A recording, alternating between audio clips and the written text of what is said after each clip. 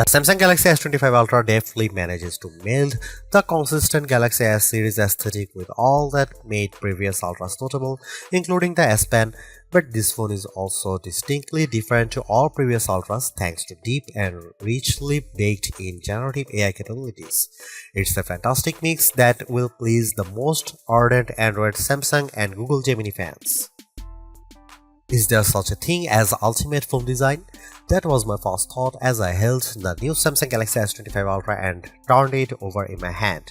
Surely it's lost a bit of identity as it shed the last vestiges of Galaxy Note design and adopted the more familiar and blockier look of its Galaxy S breathing. The Galaxy S25 Ultra looks not only more like all other S25 phones in the lineup but more like an iPhone than ever before. I don't consider this mimicry. Instead, as I noted above, there may in fact an ultimate smartphone design, and for the Ultra line this shift was inevitable. A moment of sadness, though, for the once iconic Galaxy Note that owned the flagship designation in both looks and functionality. It was the only smartphone virtually industry-wide that included an integrated stylus. Somehow, Samsung has managed this slimmer, lighter and squarer makeover without losing space for the S Pen, which alone is an achievement worth celebrating. Fine, however, people are done talking about the new design, including a slightly larger screen than the S24 Ultra. They will likely become obsessed with the deeply integrated AI experience.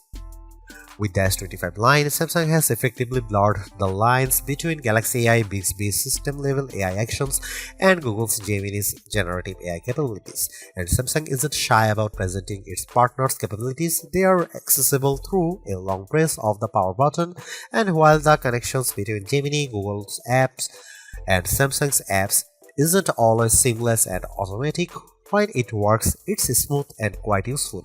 There are promises in here of a deeper understanding of you by watching not just what you do on the phone but how Samsung connected wearables like Galaxy Rings, Galaxy Watch and SmartThings accessories gather data and understanding of your physical and smart home-based activities. Ultimately, that information is presented as part of now brief home screen widgets that give you, among other things, morning and evening briefs.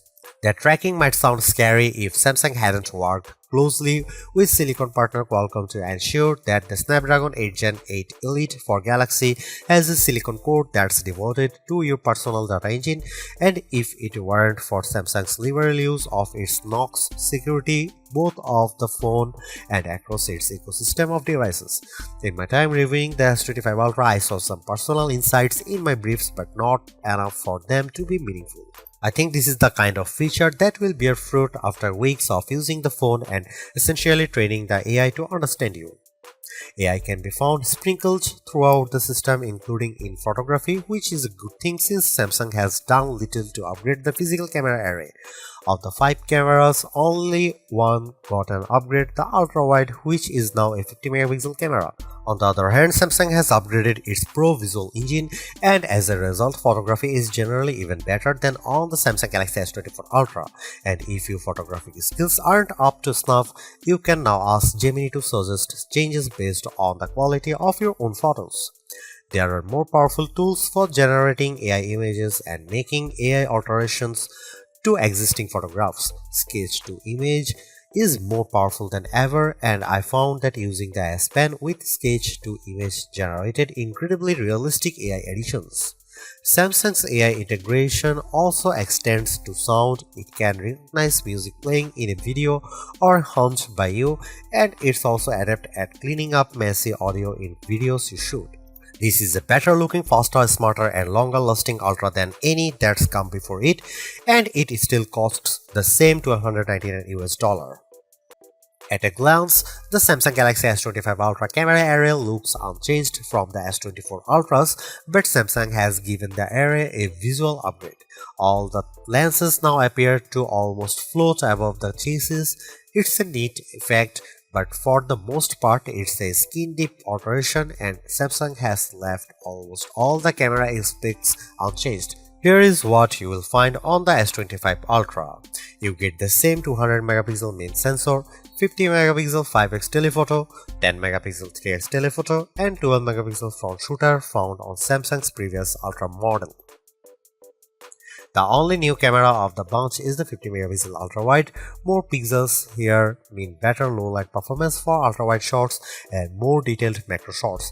As evidenced in my test, this is mostly because the camera defaults to bind shooting, which means it's combining roughly 4 pixels for each one in the final image. Similarly, you will do most of your 200 megapixel main camera shooting in a pixel binned 12 megapixel mode. Here are some camera samples of Samsung Galaxy S25 Ultra.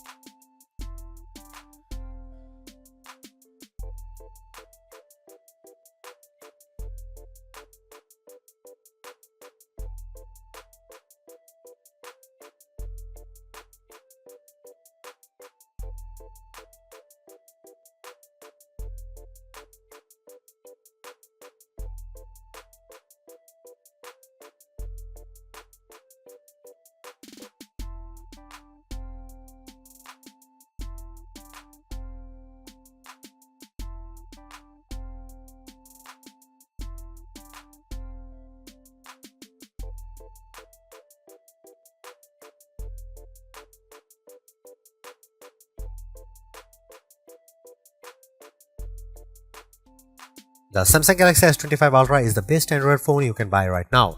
Interacting with AI has never felt more natural or useful. In addition, the phone's gorgeous screen, helpful S Pen, solid battery life, and class-leading power all contribute to Samsung's most well-rounded offering.